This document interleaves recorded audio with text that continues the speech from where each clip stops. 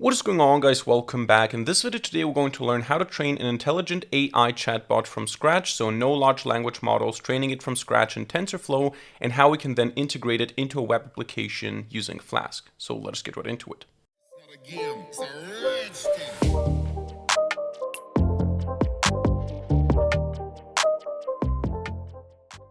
Alright, now before we get right into the coding, I would like to show you what we're going to end up with here today. This is the final result. This is your motivational preview up front. We have a simple heading here in a Flask web application saying intelligent web chatbot, and then I have this button down here which I can click and it opens up a chat interface, and here I can type something like hey, and I will get an answer. Hi there, how can I help? Then I can ask certain things. Now, keep in mind, this is not a general chatbot. So this is not a large language model that you can just chat with about anything.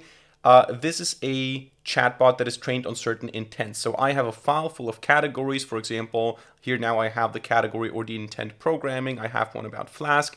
And how you ask the question is not that important, so it's not hard-coded. I can ask the same questions in multiple different ways, but the type of responses or the type of questions I can ask is fixed. So for example, I can say, what is programming? And I can also say, tell me something about coding, and it will lead to the same intent. And I can also ask stuff like, what is Flask? Tell me stuff about Flask. And in this case now it's only one response, but we can also get different responses. You can see that with hello, I can get hi there, how can I help? I can also say good to see you, or it can also say good to see you again. So it basically chooses a random response. And I also have something like bye. And this can be extended the way you want to extend it. So you can just add 100 more intents. The important thing is you have enough sample data so that your neural network that is trained behind the scenes in TensorFlow understands what you're trying to accomplish, what kind of intent you're trying to get here. Alright, so this is going to be a quite comprehensive project today. We're going to split this up into 3 different sections. The first one will be about training the model based on an intents file. So this is a file containing all the different request categories that we want to be able to respond to, with sample messages for training, with static responses to give, and so on. The second part will be the backend of the Flask application, so the code that interacts with our model and performs inference. And the third part will be the front end, so HTML, JavaScript, CSS that will interact, or the JavaScript will interact with our backend to perform the inference. And I'm going to be honest, I'm going to copy paste most of the HTML and CSS stuff because I don't want to focus too much here on styling and animations and so on. I will do the JavaScript or I will cover the JavaScript code in more detail because that's the functionality of interacting with the backend, but we're not going to spend too much time on styling here. I'm going to copy paste it, and I will hopefully upload the code to GitHub so that you can take a look at it and copy paste the HTML stuff as well. So the first thing you want to do is you want to set up an intents.json file. And this is a file that contains this structure here. Now, this is not the best formatting, I know, but I wanted to keep everything here, or I wanted to fit everything onto a single screen. And basically what you have here is you have intents, which is a list, and then you have these dictionary type objects here where you have a tag, patterns, and responses. The tag is basically just the name of the intent. The patterns are queries that are used for training. So these are not static things. You don't have to enter exactly this message later on to get a response. These are just training messages, and similar messages will also be fine. So for example, I don't have the message here, what is up? I only have what's up, or what's going is also not part of this intent here, but if I type what's going, I'm probably going to get this category anyways. Same for programming. If I type something like give me an introduction into software development, I'm probably also going to get this intent here. So these are just patterns that we use for training, but these here are static responses. They're not responses that will be used to train how to give responses. These are actually what you're going to get from the model. So it's going to randomly pick one of them. If you provide multiple, if you provide just one, you're going to get one.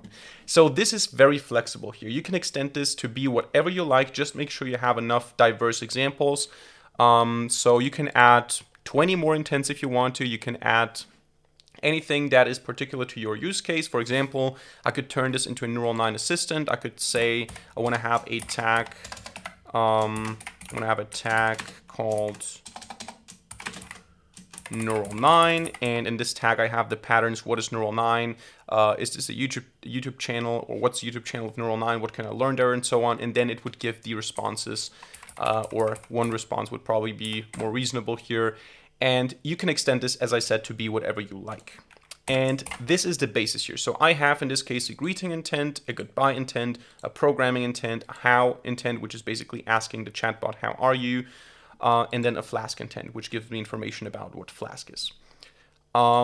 Once you have that, we're going to install a couple of packages. Now, I'm not sure if this is going to be a complete list or if we have to install something later on as well, but we're going to use NumPy. We're going to use TensorFlow.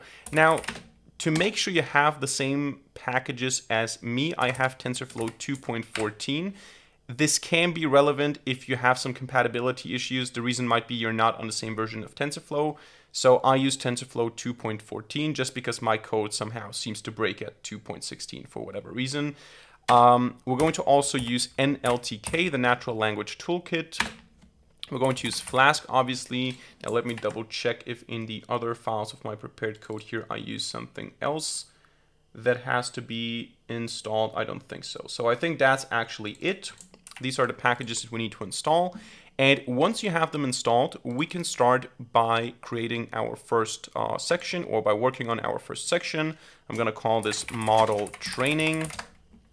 We're going to put the intents JSON file here, and we're going to create a new file here, which we're going to call model training py.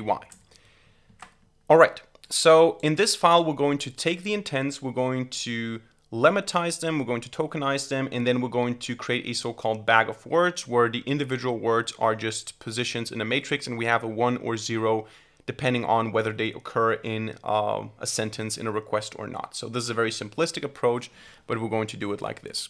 Now, I'm going to start by importing OS and disabling TensorFlow warnings, just so I don't get a full screen of warnings here. So I'm going to say os.environ, and then I'm going to set the environment variable tf_cpp min_lock level. I'm going to set this to 3.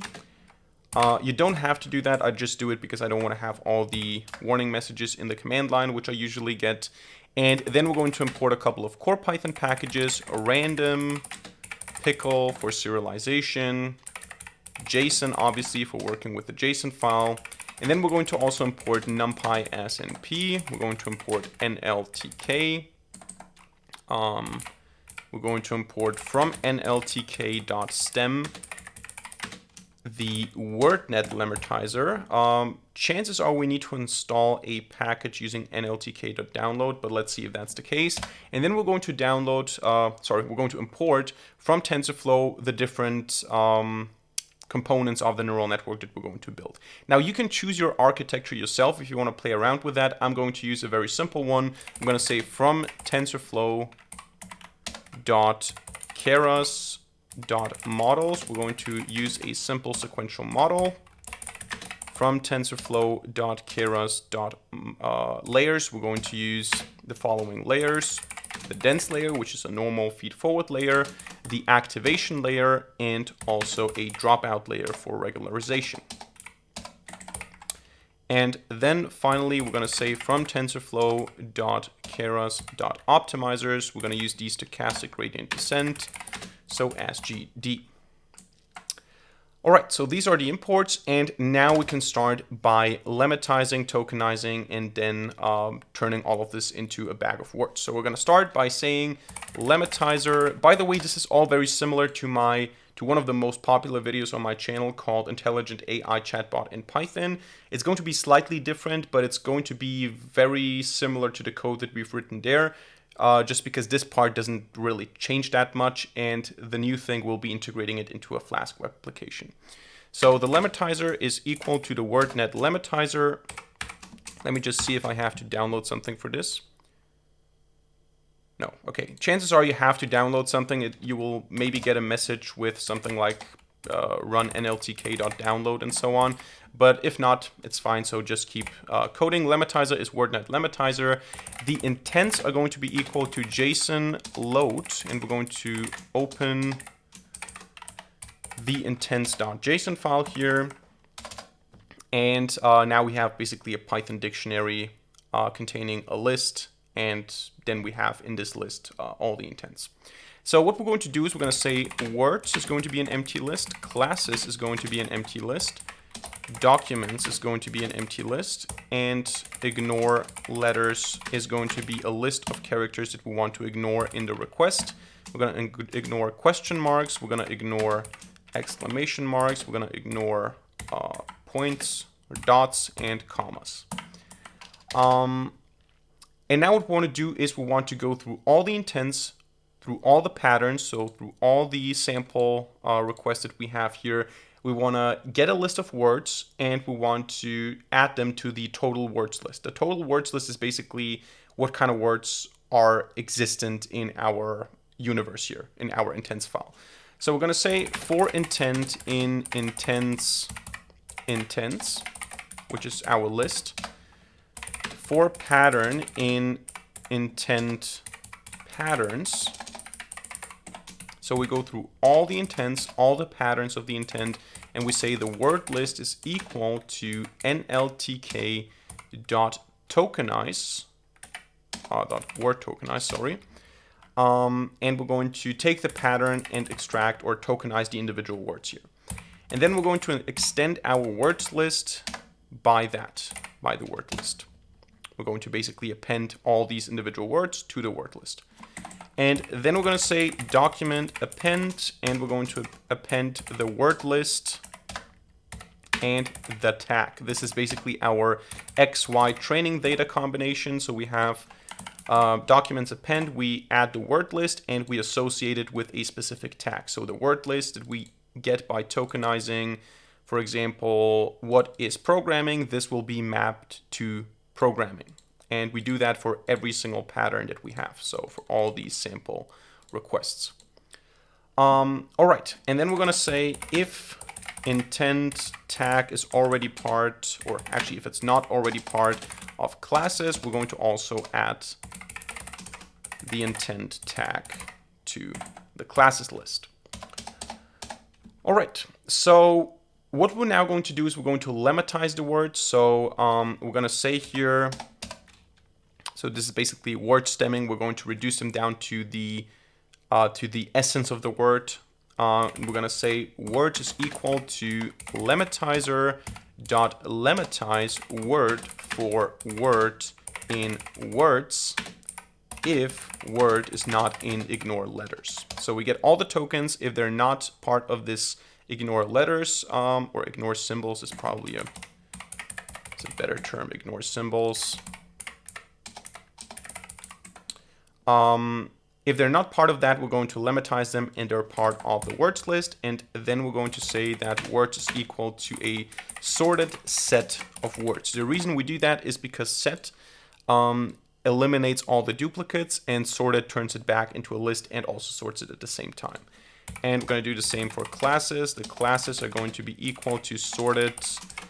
Actually, we don't need sets here, I think. We're going to do it just in case I miss something here. But I don't think we need sets here because we only append if it's not part of classes already. But yeah, let's leave it like that. We have a list of sorted classes, or a sorted list of classes here. And now what we're going to do, this is important because we need that also in our Flask web application. We're going to dump all of this. We're going to write all of this to files using pickle. So we're going to say pickle dump, and we're going to dump the words into the following path, model, and then words.pickle. I'm going to open this in writing bytes mode, and we need to actually create model here. And we're going to do the same thing with the classes. This is important because these words here and these classes are also important then for inference. So classes pkl. And now we're going to define a list training, which is an empty list. And we're going to say that we want to also have output, which is going to be empty in the beginning. So it's going to be a 0 multiplied, depending on how many classes we have. So we have basically 0 for all the classes, and then we have an empty training data. And now we're going to go through all these combinations that we created here, all these mappings of word list to intent tag. and we're going to train now. We're going to turn this into a bag of words for training. So we're going to say for document in documents, we're going to define a bag of words to be an empty list. And we're going to say word patterns is equal, or actually, what did we call this up here? Word list, word patterns. I mean, yeah, let's call this word patterns, doesn't matter. Is document 0. So, yeah, so basically that's going to be it's going to be this part here, the word list. And then we're going to say that we want to also lemmatize this. So word patterns is going to be equal to lemmatizer, lemmatize word for word in word list. Word patterns, sorry. And probably we should remove also the ignore symbols if word not in ignore symbols. All right. So we have our word patterns here, and now we're going to say for words in words. And the idea now here is, why do we iterate over words and not word patterns? Because words is the sorted list of total words, which means that we have all the words that we know, and we set them to either existing or not existing in this particular word pattern here, or in this particular word list here. So we go through all the words and we fill up the bag with zeros or ones, indicating if that particular word is part of this particular message here. So we say if, or let me do that as a one-liner here, bag dot append. We're going to append to the bag a 1 if the word is in word patterns, else we're going to append a 0. So instead of having just the words, we now have a list of zeros and ones indicating every position is mapped to a specific word in the words list here, indicating if that word occurs in the request or not. So this is the basic idea of bag of words. And then we're going to say output row is going to be the list of output empty, so the list of the zeros here. And then we're going to say output row is going to be classes index document 1. We're going to set this to 1. So basically we have our list of zeros, and we take it, we make a copy of it basically. This is why we do that. And on the position of the respective class that we have here, so remember we have the words and we have the intent. So we basically look up what position does this intent have in the classes list, go to that position, set it to 1, all the others remain 0. So we have a binary encoding for the words and we have a binary encoding for the classes. Everything now is just zeros and ones. And then we're going to append this processed or pre-processed thing to the training data. So we're going to append here the bag and also the output row. Again, repeating, the bag is zeros and ones indicating which words occur in this request, and the output row is all zeros and just 1 1 for the correct class.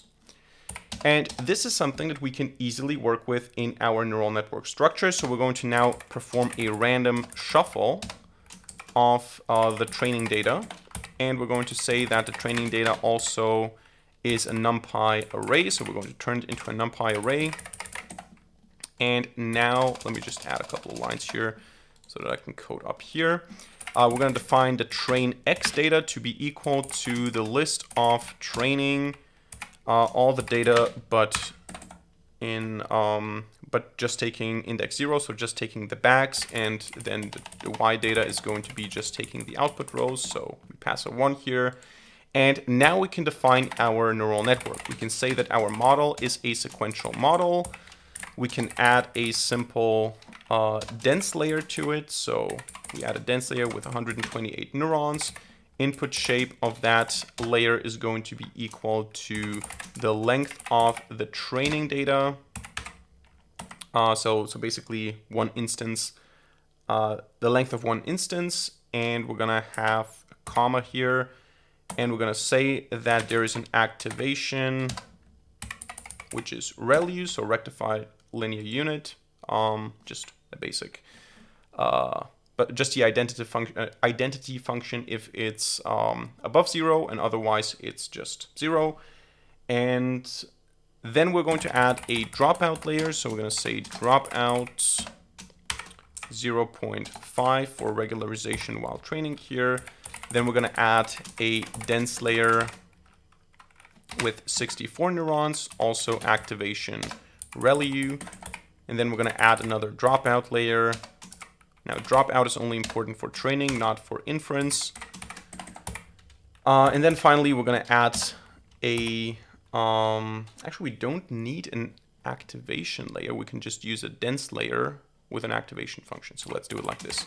We're going to add a dense layer that has the length of train y, so basically the length of an output row, train y0. And the activation function here is important. It's going to be softmax, because softmax basically makes sure that the output adds up to 1. So basically a softmax output is the probability for each intent. So we're going to get different numbers. All of these numbers are going to add up to 1, 100% basically. And the highest one will be the highest probability. So if it's something like 0.67, it's going to be a 67% chance that this is the correct intent. So we're going to always go with the highest probability here. All right, now for the optimizer, we're going to say SGD is equal to SGD. We're going to use a learning rate of 0.01, a weight decay of 1e minus 6, and momentum of 0.9. I'm going to use Nesterov here as an optimization. So we're going to say this is true. And yeah, this is now the optimizer. So we're going to compile the model. We're going to say compile. The loss function here is going to be a categorical cross entropy. And the optimizer is the stochastic gradient descent. And the metrics we're interested in are accuracy. All right, so that is that. And now we're going to fit the model by passing array. Actually, does this make sense? Why not just... not sure if this would produce any problems. This is not how I did it in my prepared code, but I can just leave it like that so I don't need to typecast in. I think this should work. Let's see. Train X, train Y. We're going to train 200 epochs because we don't have a lot of data, so this is going to be quite fast. Batch size is going to be 5, and verbose is going to be equal to 1, so that we see some output. And then we're going to say model save. We're going to output the model to model chatbot model.keras. That is our code. So let's see if I messed up something or if we can just run this and train our model. We do have a problem. What is that? Okay, probably it's, let me just do this the way I did it in my prepared code. So let's go and say this is a list. This is a list. And then let's go ahead and say this is an NP array. NP array. And let's go. All right, there you go. 200 epochs done. You can also train more if you want to. You can see we have a pretty good accuracy here, but we also don't have a lot of data, obviously. So yeah, if you have more intents, more patterns, yeah, probably it's going to be a little bit more difficult.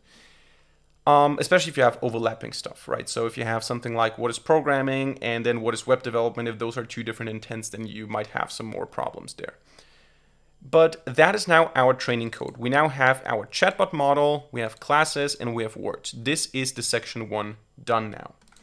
What we're going to do next is we're going to build a Flask application around this. So we're going to, I'm going to copy this. I'm going to copy the model directory. I'm going to create a new directory up here. I'm going to call it Flask application. And I'm going to paste the model directory in here. So we have our resources here. And what we're going to also do is we're going to create a templates directory. This is more for the front end, but we're going to have one, actually templates.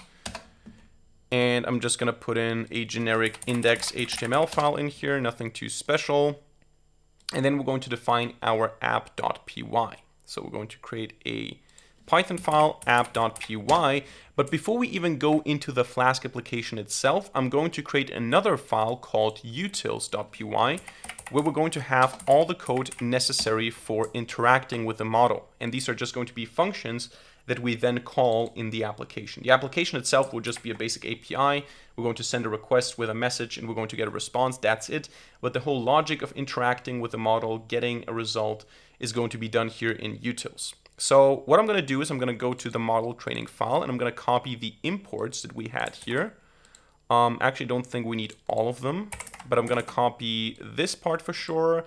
This part is fine, this part is fine, this part as well. Now we don't need all of that, but we do need from TensorFlow keras models import load model, because we're going to load the model from the model directory here. And now we're going to define 4 different functions. First of all, we want to have a function clean up sentence. So we pass a sentence to this function. And what we're going to do here is we're going to say the lemmatizer is equal to a WordNet lemmatizer. Sentence words are going to be equal to NLTK word tokenize, basically doing the same thing that we did for the pre-processing when training. Word tokenize the sentence. And then we're going to say sentence words is going to be equal to lemmatizer.lemmatize word for my spacebar is somehow stuck. Let me just hit it a couple of times. For word in sentence words. And actually, we should probably also go and add the ignore symbols here. I don't even know if that does anything, to be honest. But let's just do it. So let's say we have our ignore symbols. If word not in ignore symbols. And then what we're going to do is we're going to just return this list here of sentence words. So that's the first function. The second function is going to be our bag of words function. This is going to take a sentence again, and this is going to turn this into a bag of words. So again, into this binary representation. For this, of course, to have the same binary representation, since we're doing this with the positional encoding, we need to have the same list of words that we used before. So we're going to say words is equal to pickle load, and we're going to open up the model/words.pickle file. We're going to load that. And then we're going to, actually we need to do that in reading bytes mode. We're going to have this words list again, and we're going to then say sentence words is going to be equal to clean up sentence. So we use this function from above, applied onto the sentence, which will return a list of lemmatized words or tokens. And then we're going to do the same thing. Back is going to be zeros times the length of words. So we have 0 for every word. And then we're going to say for word in, actually, let's go for W in sentence words. We're going to say for I word in enumerate words. If the word is equal to W, then we're going to say back at this position is equal to 1. It's the same thing, basically just going through it, and by default we have zeros, otherwise we're going to set it to 1. And yeah, we have a 1 for all the words that occur. And in the end, we want to return NP array of the back. All right, so this is nothing new. This is just pre-processing again. How do we do an actual prediction? We do that by defining a function predict class. This function is going to ask the model for a prediction given a sentence. So what we do here is we say classes is going to be equal to pickle load from model/classes pickle in reading bytes mode. Oh, actually, we need to open that. There you go. So we have the classes, we have our model, which is equal to load model, which is a TensorFlow function. And we're going to load model.chatbot model.keras. And now what we do is we say bag of words. So BOW is equal to bag of words. based on the sentence. So we pass the sentence to bag of words passes it to cleanup sentence, and then processes it to be a bag of words. And then we're going to get a response from the model. We're going to say model.predict, make a prediction given this bag of words. So we're going to pass a NumPy array. We got to pass a list here because we could have multiple instances of the bag of words, and we're going to get a prediction. We're going to get index 0 here, and we're going to define a so-called error threshold, which is going to be 0.25 in my case, and we're going to say results is going to be equal to I result for I are in enumerate results. So for all the different responses we could have, if R is greater than the error threshold. And then we're going to say results.sort. We're going to sort the results based on the probability, based on the softmax output. So we have lambda expression x. We're going to focus on index 1, so position 2, which is the probability. We're going to sort in reverse order so that the highest probability is the first element. And then we're going to say return list is an empty list. And for R in results, so for these different pairs of intent and probability, we're going to say return list dot append the following. Intent is going to be whatever the position is, so R0. We're going to get that index from the classes list, so we have an actual name for it, and then the probability is equal to the string version of R1. So this is going to be just the number representing the softmax probability. And then we're going to return this, return list. And this can be used now to also make a probabilistic guess. So you can also not go with the number 1 prediction. You can also go with the second most likely one. You can implement a more complex logic. What we're going to do for the purposes of this chatbot is we're going to always go with the number 1. So we're going to define a function here, the last function, get response. And this function will get an intents list, which is what we get here, basically this return list. And this function will then just return it. So we will say intents JSON is equal to JSON load. Actually, we don't have an intents JSON file, do we?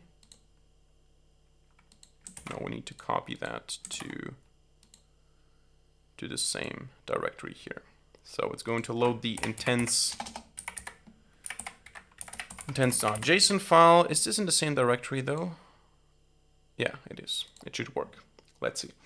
But we have the intents.json file, or actually we can put that into the model directory. So let's go and say model intents.json. So we're going to load that from here, and for this to work, we need to open this. And then we're going to say that the tag is going to be intents list 0. So we just pick the best one. Again, you can implement a mechanism here to pick one at random, or with weighted randomness, or depending on some other algorithm if you want to. But we're going to go with the best guess. We're going to get the intent from it. So we're going to get this piece here, which is going to be the class. We're going to take that intent, list of intents is going to be equal to intents.json intents. And we're going to say for I in list of intents, if I tag, so if the name of the intent in the JSON file is the same as our tag that we got from the model prediction, if that is the same, we're going to get a response at random. We're going to say random choice from the responses of this particular intent. And then we're going to break, and we're going to return the results. All right, so that is basically it. This is the util part that we need, and now we can put that into code in the actual Flask application. So we're going to create a Flask application that just sends a request to the backend. For this, we're going to say from Flask import the usual stuff. Flask request JSONify render template to render the HTML file. Then we're going to also say from utils, import all these, or actually not all of them, we just need get response and predict class, because predict class already uses bag of words and cleanup sentence. And then we're going to say the app is equal to, my spacebar is hanging again. Something is wrong with this keyboard. Okay, so app is equal to Flask. We're going to pass a name here, and the template folder is equal to templates, which I think is the default, but I always state it explicitly. And then we're going to say app.route. The default route will be nothing but just returning render template. So we're going to just render the index HTML file. And the important thing is, how are we going to interact with the backend? Because we're going to do that with JavaScript. So on the index HTML file, we will have a JavaScript code that interacts with the backend with this other endpoint that we're going to define here.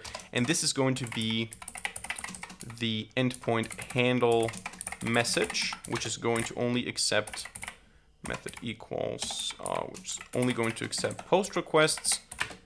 Handle message. This is going to then get as a post data, we're going to get a message. The message is going to be equal to request JSON and then message. We're going to pass a JSON object to this endpoint. We're going to get the message from it.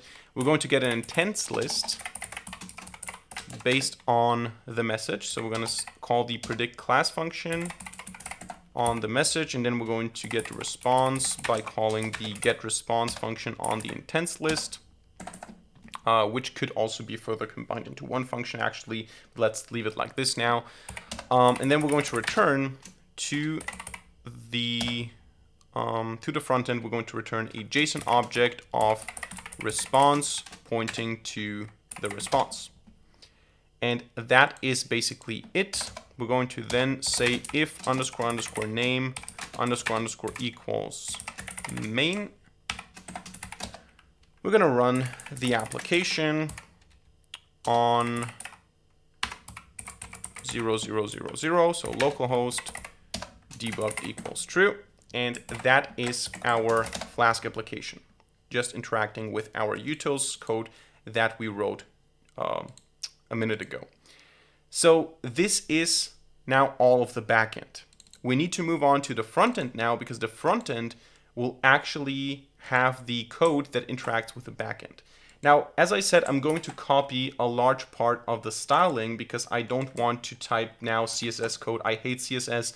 I hate everything that has to do with styling. So I'm going to copy paste all of this, but I'm not going to copy paste the JavaScript part because the JavaScript part is going to be relevant to understand the functionality. The only JavaScript part I'm going to copy is all of the stuff that has to do with the animation. So clicking on a button to slide up the chat window. But as I said, you will find the code on my GitHub. You will find a link to it in the description down below. So let me just delete all of this and use my prepared code here for the basic structure. I'm going to copy all of this here. So let me just copy this. I'm going to briefly cover it here in a second, but here we're going to have a script tag where we're going to put the interesting code.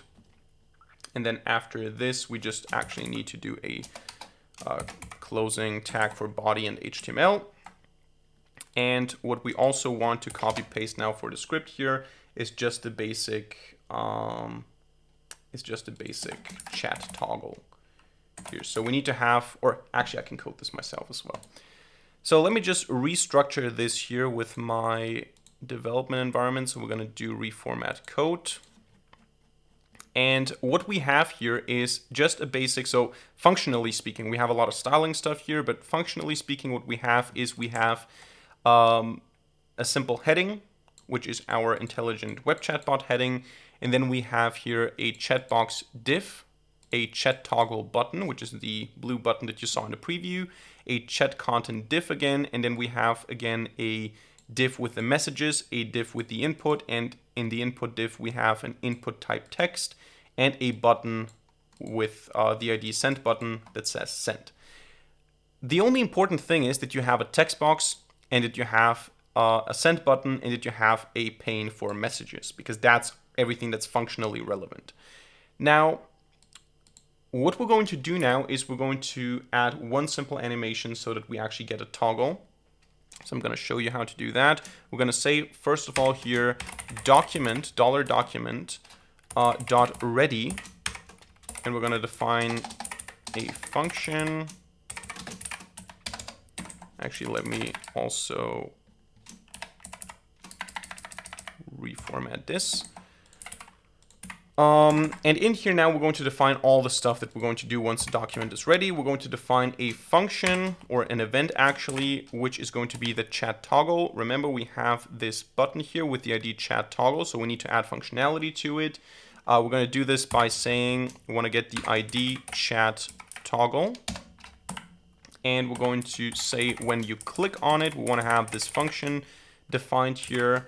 And what it's going to do is it's going to slide toggle the chat content window. So we're going to say $hashtag chat chat content, and we're going to call the slide toggle function with a parameter fast. This is going to lead to us being able to slide the chatbot. So let's see if I can actually already run this and see the basic, what's the problem here? Handle message methods. I think this needs to be plural. So methods equals post. Now let's open this in the browser. And as you can see, this already works. So we have this slide toggle. This is what we just implemented. And the rest doesn't have any functionality yet. So what we want to do is we want to define a function send message, which will do all of the work. So it's going to be a function. Actually, I need to close this with a semicolon. It's going to be a function. This function will be called send message. And this send message function will do something. And I want to call this function whenever I press the send button or when I press the enter key in the text input. So we're going to say, what was it? It was the send button. If you click on the send button, I want to have a function being executed, and this function will call send message. And also I want to map the user input. If I key press the key with the ID 13, which is enter, I want to also call the send message function. So I'm going to say here, what was it? Input, user input, dot key press. If we do a key press function with an event E, it's important to pass an event here to understand which key was pressed. I'm going to say if E dot which is equal to 13, which is the enter key. If that's the case, then we're going to send message as well. So that's that. Now the actual code happens here in the send message function. What we're going to do is we're going to get the value of the text input. We're going to trim it. We're going to append it to our div box, so to our chat box history here, to our chat messages history. And then we're going to perform an AJAX request, a post request to the backend. So we're going to say here, this is all now, again, still user interface. The message is going to be equal to getting the content of the user input text box. So user input dot value dot val. And then we're going to say if the message dot trim. So if we remove all the spaces, if that's not equal to an empty message. So if we actually do have a message, what we're going to do is we're going to say append the message to the chat content, or actually to chat messages div box. And we're going to do that by appending the following HTML code: div class equals message, and this plus message plus, and then we're going to close the div and also add a line break like this. So we're going to append a message with class message. This is important because we have a styling for the individual messages here, which we copy pasted. And then we're going to say we want to empty the user input because we want to type maybe the next message. So user input dot value is going to be empty, going to be set to empty. And that's as far as the user interface goes. Now, the actual request is done like this, $.ajax. And we're going to now pass here a dictionary.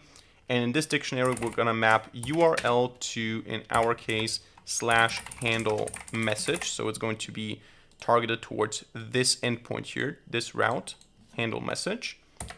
The type of request is going to be post. The content type is going to be application JSON, application/JSON.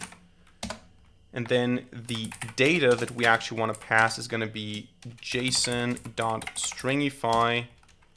And we're going to pass here the message being mapped to message. And finally, we want to define what happens when we have a success. Success is going to be mapped to a function that gets data. And here we're going to say that we want to display the response of the client. So we want to do a chat messages. So hashtag chat messages dot append. And basically, actually, let me just copy paste this. We're going to do the same thing, but it's going to have a different class as well, received. So this is going to have a different styling. And we're going to add here data response.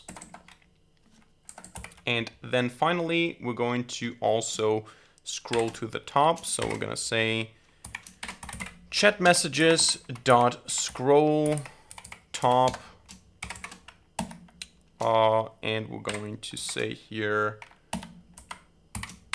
chat messages 0 dot scroll height.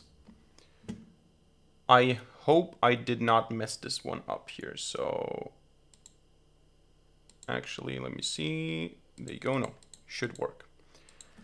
All right. So that is the JavaScript code, not my favorite part to implement the front end. I'm sure I made some mistakes. So let's just go ahead and test it. Let's run this. Let's see if it works or what I have to fix here. Open. And then we're going to say hello. And I get a response from my chatbot. Let's try again. Let's try to see if we get a different response. There you go. What is programming?